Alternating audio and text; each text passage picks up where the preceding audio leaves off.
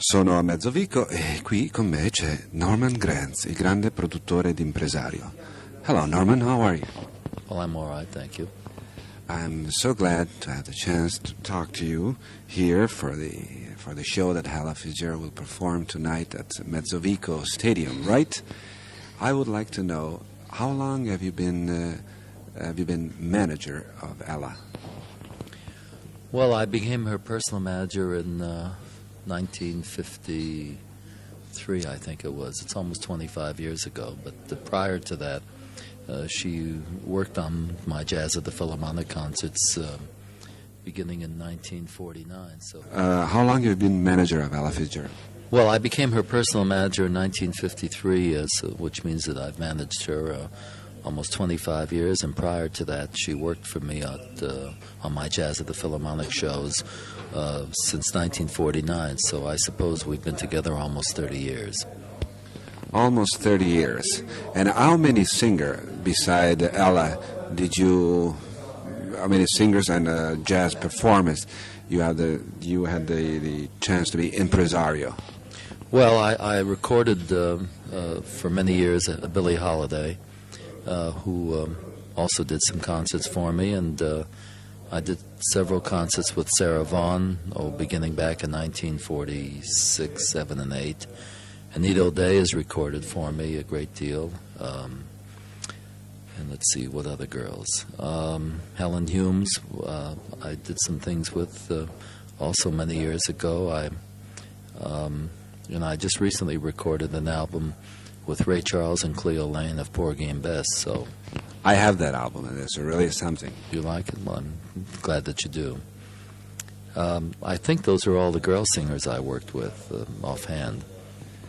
I'm a very good friend of Count Basie, and I had the chance to meet Bill the last time he was in Italy. Was about 2 or 3 years ago. He did a show with Ella. Do you remember when Ella was with Bill Basie at the Theatre Lyric on Milan? Well, of course, I presented the show, but it was, I think, more than 2 or 3 years ago. I think it was much longer, wasn't it? I didn't know that years passed so fast. I don't think I've done anything in Italy now for more than 3 years, that apart from Ella doing a festival at Verona in 1971 or 2, I think, I've had nothing in Italy. I think it's almost 5 years now. Yeah. A beautiful concert at the arena in Verona, if I'm not wrong, right? Yes. And, here, I have noted that you started as a film editor at the MGM Studios. Could you talk to me about that part of your career?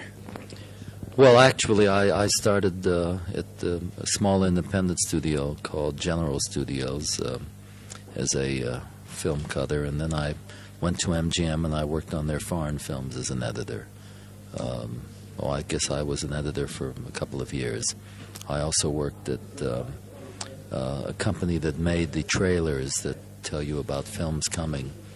But at the same time, I was giving jam sessions, and I decided that giving jam sessions was more lucrative than being a film editor.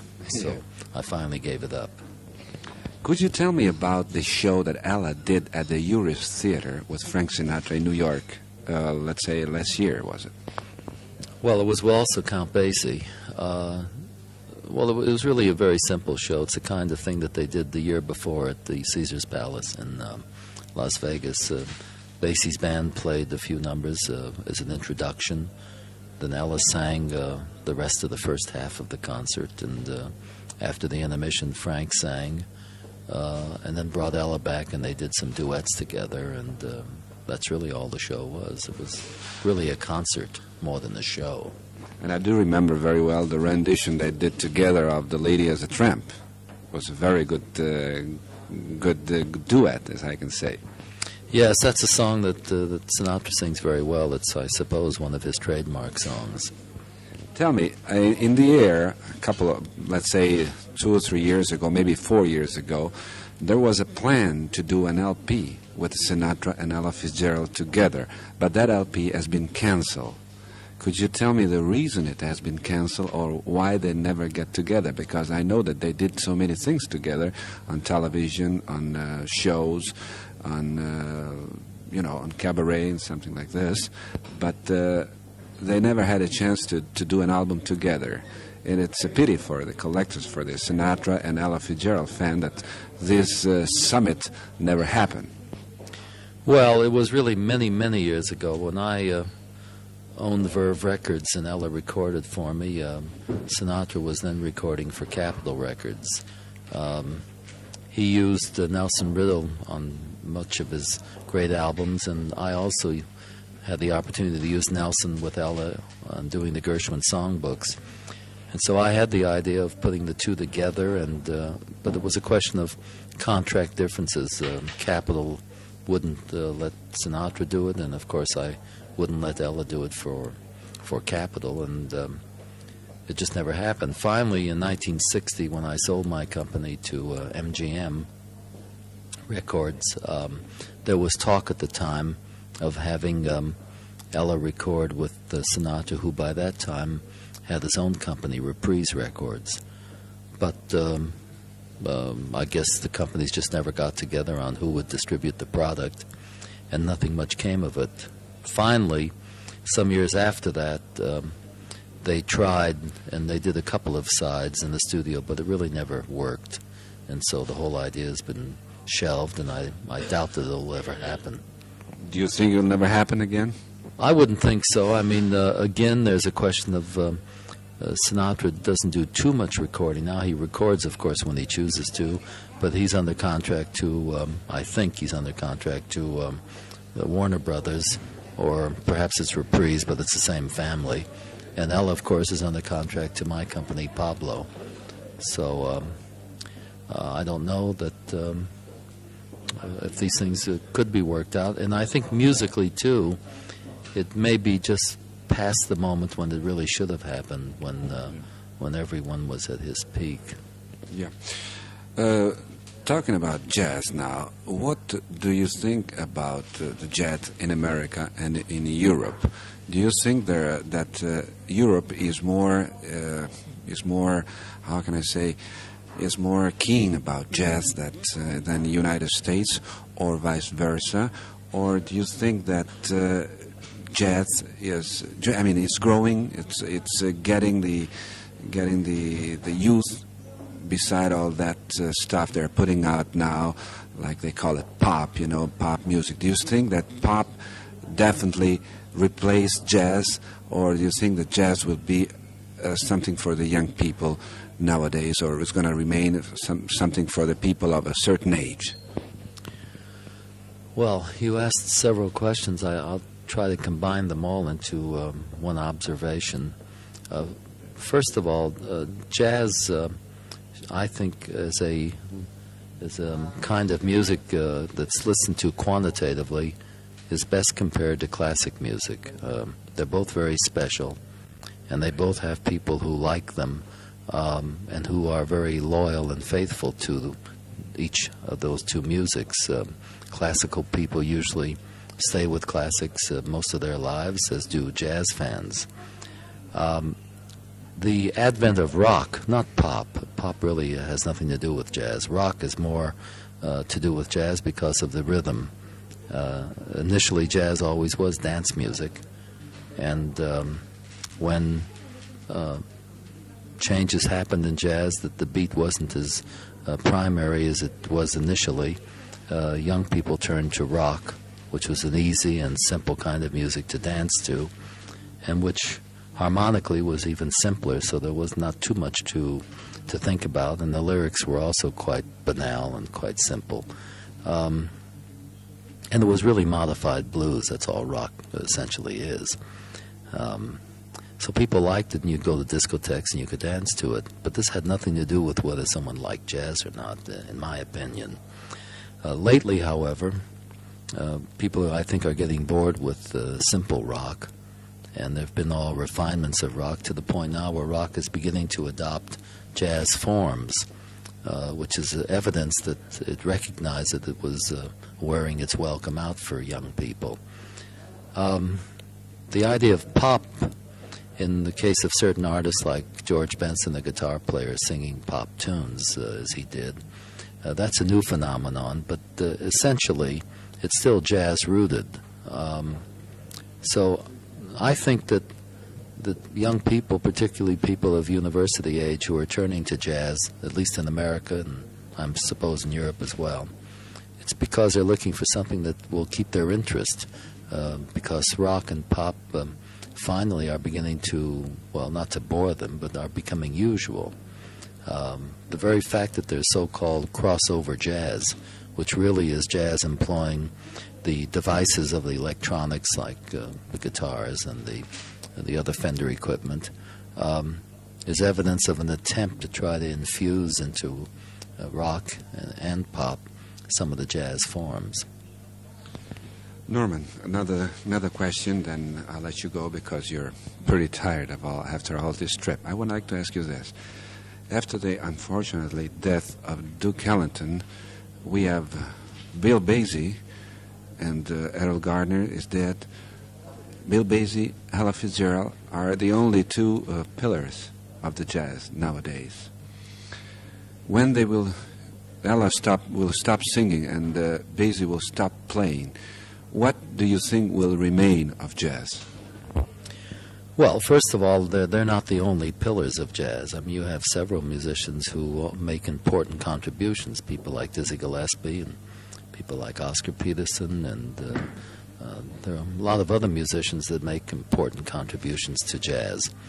But if what you're saying is that what will happen to jazz when people of the generation of Basie and Ella, and even later Peterson, Gillespie, and Roy Eldridge, Benny Carter, people of that sort, well, I don't think the jazz as we know it will continue because it's a highly special and individual kind of music.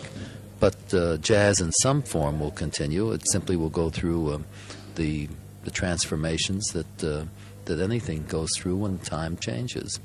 Yeah, but you see, the point is, what I mean is this, even if somebody is not a fan of jazz, they know Count Basie, they know Ella Fitzgerald, they know Errol Garner, they know Duke Ellington.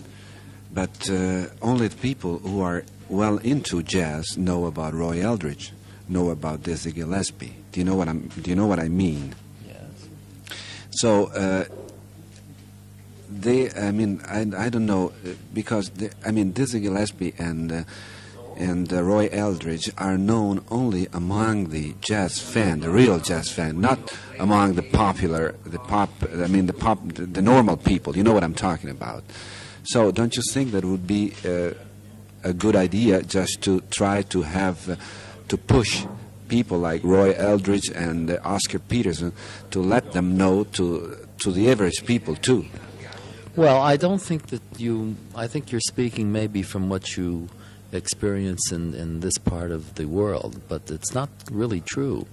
Oscar Peterson, for instance, has finished in England 12 special one-hour shows, which embraced people like the ex-Prime Minister of England playing on the show.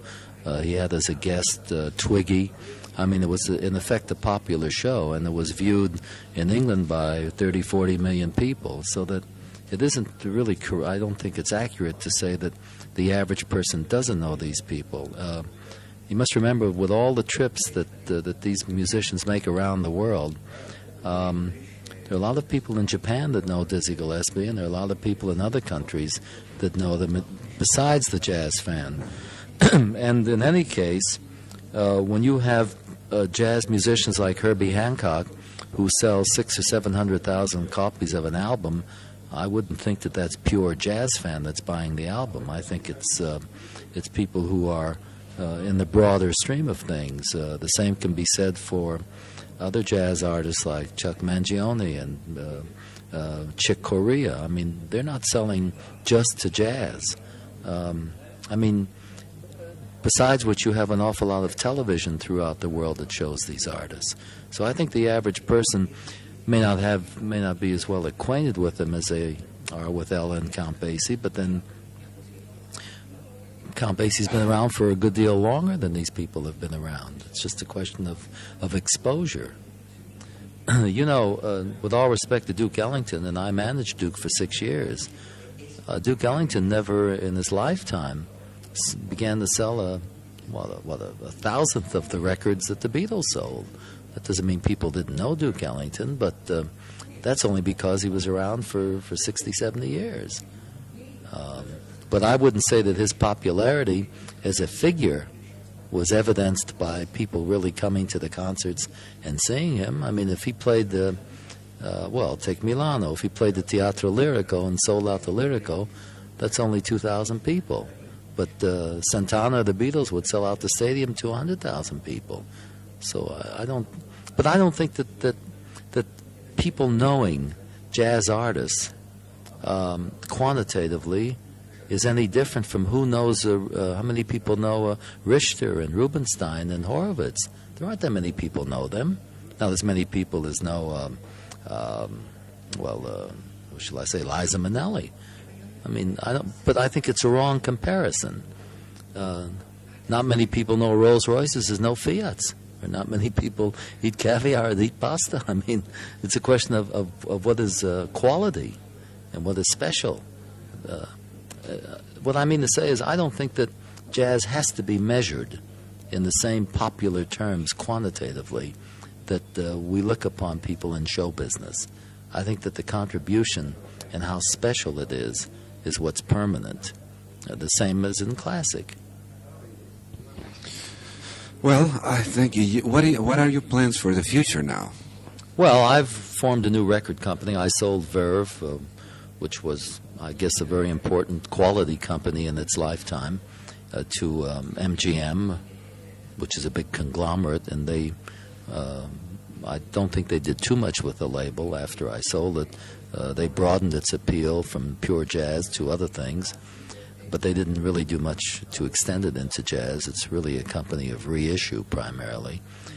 But in 1973, I started the new record company called Pablo, which was dedicated to two things. One, the proposition that I wanted to enjoy myself making records I liked, and the other was to showcase a lot of jazz artists, especially some of the older ones who have been forgotten and which time has passed by. And so I think I've been partially successful in exposing a lot of people who are still great by records for not only the older public to like, but surprisingly, because I get a lot of letters from young people saying that they never knew what Benny Carter sounded like, and they never knew how good Joe Pass is, for instance. It's been a revelation to them. So in that sense, that's one of the things I do, as well as touring my artists, really to present them as I would classical people. Okay. I have had a chance to talk with Mr. Norman Granz, and I am very, very happy I had the chance to talk to you, and you just told me so many things that I was not hoping for, and I thank you very much again, and I hope to see you sometime soon, and I mean very soon in the future, here in Switzerland. You want to say something to the Swiss listeners? Well, I live in Switzerland. Do you? Oh, yeah, of course. Where do you live here? Well, I lived in Breganzona for 5 years, beginning in 1959 until 1964, and I hated to leave Ticino, but I got tired of fighting the traffic to Linate Airport because of all my traveling, and so I moved to Geneva, and I've been living in Geneva now since 1964, so I've been a Swiss resident for, 18, 19 years. I thought you were still living in Los Angeles. No. I decided to live in Switzerland beginning in the 50s, and I particularly like Ticino because it is close in many ways to California in weather and somewhat in temperament, and I like the idea of being close to Italy. But because of my constant traveling with my shows, it just got to be impossible leaving my car at Linate and arriving at Malpensa or at Torino. One night I said, no, this is it now. Enough is enough. And I moved to Geneva almost the next month or so, and I've been living there since then. Okay, Norman, thank you very much for your interview. Well, I'm delighted to have had a chance to do it with you. Thank you. Dear Ella, I'm so glad to be here with you tonight. My name is Giuliano, and I'm very happy to be here with you. I have a radio program here in Switzerland called Misty, and my program is all on the American music. So I would like you, I'm planning to put this record on where you sing a lot of songs with other people. Louis Jordan, Delta Rhythm Boys, Eddie Awood, Louis Armstrong, Mills Brothers, Ink Spot, Cy Oliver, and Chick Webb. I would like you, I don't want to make a radio program on your life because everyone knows your life already. So I would like you to tell me what is something about these people that you sang together with. Like what? For example, would you talk to me about Louis Armstrong? Well, I can only tell you what I know. I worked with him, and it was a pleasure working with him. And it was a lot of fun all the time. And I enjoyed the sessions we had. And recently, I've seen we had a TV program here in Switzerland with you, Master Ceremonies, and presenting a show with Duke Ellington. We enjoy that show very much. How long that program has been done?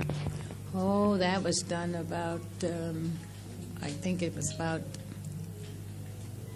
must have been about 1968, yeah.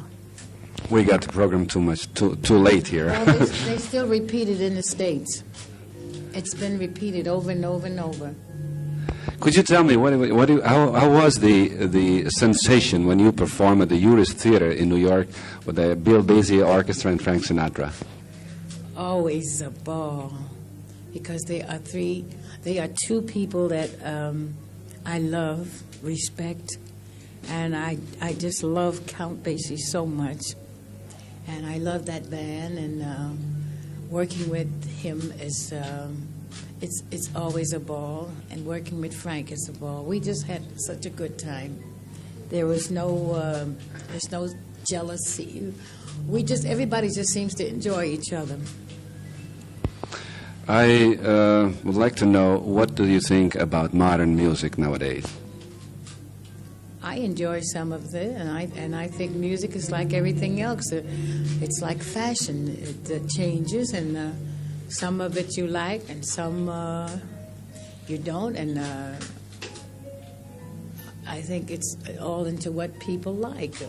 Some people like one thing, and others like something else. I like some of the music of today. I love Stevie Wonder music, and I love a composer called Paul Williams very much.